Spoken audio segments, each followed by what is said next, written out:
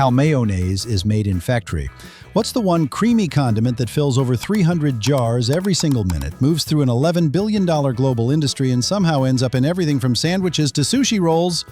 Mayonnaise. It might seem like a simple mix, but behind each jar is a full-on production line powered by science, machines, and millions of eggs and liters of oil. And with people in some countries eating more than 2 kilograms of mayo every year, the demand never slows down. So how do factories keep up, and what's the production like? Let's uncover it all here at the Process World, where it all began. The rich, creamy taste of Hellmann's. It makes foods you love best taste even better. Hellmann's has the taste you love. Good food gets better. Just put it all together with the one best mayonnaise. Interestingly, mayonnaise has been around for over 250 years, and its story starts on a battlefield. In 1756, during the siege of Mons on the island of Minorca, a French chef found himself low on ingredients, so he mixed what he had, eggs, oil, and vinegar, into a smooth sauce. That creation was named mayonnaise, in honor of the victory at Mons. From there, the sauce started showing up in kitchens across Europe. It had a rich, creamy texture and a tangy kick that made it stand out. By the late 1800s, it had crossed into the United States, where it quickly gained popularity. One name changed everything: Richard Hellmann, a German immigrant running a deli in New York. In 1905, he started selling his homemade mayo to customers. Just a few years later, in 1912, he opened a factory and began mass-producing it under the name Hellmann's Mayonnaise. That move made mayo a staple in American households, but how is it made? But before we get into that, please leave a like and subscribe for more amazing videos like this one. Now moving on. Everything starts with the ingredients, and in the world of factory-made mayonnaise, those ingredients come in at a massive scale. Factories use millions of eggs every year, and each one goes through strict inspection. These eggs aren't just cracked and tossed in. Only the yolks are used because they contain lecithin, a natural compound that helps oil and water come together without separating. That's the secret behind mayo's smooth, stable texture. Next comes the oil, usually soybean or canola oil. These oils are chosen for their mild flavor and silky feel. And we're not talking about small amounts. Some factories go through over 10 million liters of oil annually. The oil makes up the bulk of the mayo and is what gives it that rich body. Then there's the acid, typically vinegar or sometimes lemon juice. It gives the mayo its tangy flavor and helps keep it safe to eat by lowering the pH. To round it out, they add things like mustard, sugar, salt, and other flavor enhancers. Mustard isn't just for taste. It also helps with the mixing process by acting as a secondary emulsifier. In some regions, especially in hotter climates, factories also include natural preservatives like calcium disodium EDTA. It helps maintain the product's stability during long transport or storage. This is especially important in areas where cold chain logistics can be unreliable. Anyway, these ingredients are simple on their own, but once measured and prepared with factory-level precision, they set the stage for the real magic. Now, this is where mayonnaise really takes shape. In giant stainless steel tanks, the egg yolks go in first, forming the base of the mixture. High-speed industrial mixers start spinning, blending the yolks into a smooth liquid. Then comes the oil, and it has to be added slowly, not all at once. Factories use automated systems that pour the oil in a thin, steady stream while the mixers continue to spin. This method helps the oil break down into tiny droplets, which get trapped by the lecithin in the egg yolk. That's what creates a stable mixture known as an emulsion. If the oil is added too fast or the mixing speed isn't right, the whole batch can break apart. So timing and control are everything.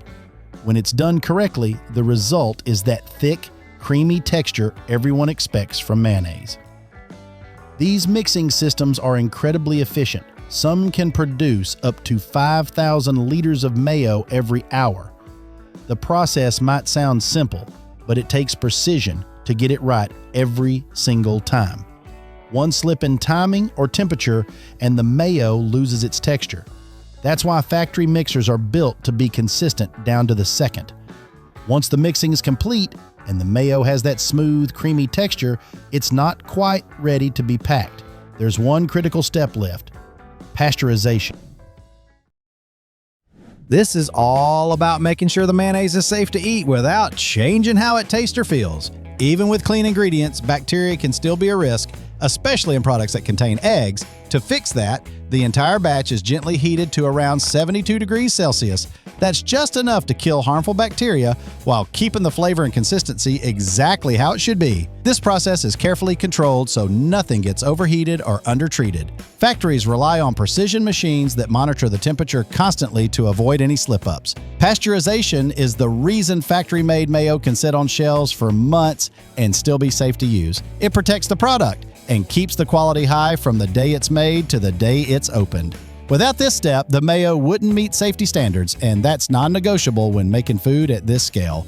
After pasteurization, the mayonnaise is finally ready to be packed, and this part of the process moves fast, filling the jars and shipping.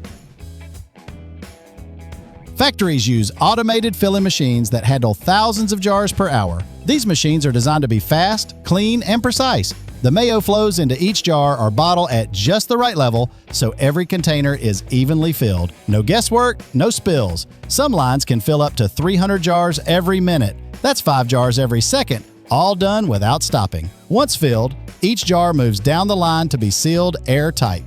This step is important. The seal keeps out air and bacteria, locking in freshness and preventing the mayo from going bad before it's opened. After sealing, the containers go through labeling. That includes brand logos, ingredient list, nutrition facts, and expiry dates. From glass jars to squeeze bottles, every product gets a clean, uniform look that matches the brand's quality. After labeling, the jars are packed into boxes and moved into storage. They stay in clean, temperature-controlled spaces until it's time for shipment. From there, they're distributed to supermarkets, restaurants, and food service suppliers across the country or even overseas. But then you might wonder, why is this creamy sauce still reigning?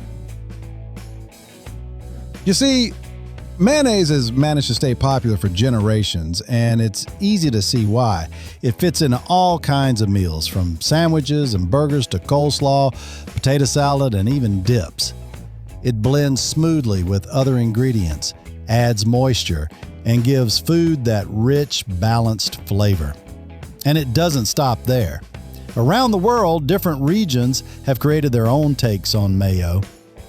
Aioli is common in Mediterranean countries where garlic is added to give it a deeper, savory twist. In Japan, Kewpie mayo is famous for its eggy taste and umami kick.